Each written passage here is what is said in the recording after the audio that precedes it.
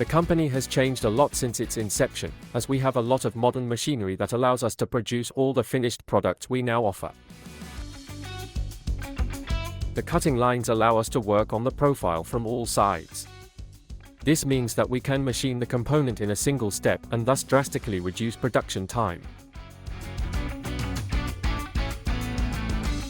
We could say that it has been a two-way innovation. In order to progress, we have sought out the most advanced machinery, and this machinery has allowed us to get to the level of production and quality we have today. Nowadays, in fact, these mechanical tools are accompanied by electronic management, which makes manufacturing more efficient.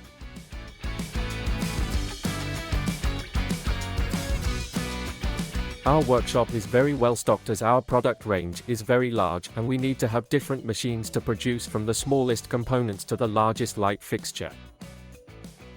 The traditional warehouse accommodates plastic and metal bars of a length that ranges from 2 to 6 meters. To be specific, 6-meter bars, or profiles, are used on the cutting lines. Material of this size has an advantage: it allows us to optimize yield, lower waste, and reduce the number of times the operator has to load the machine.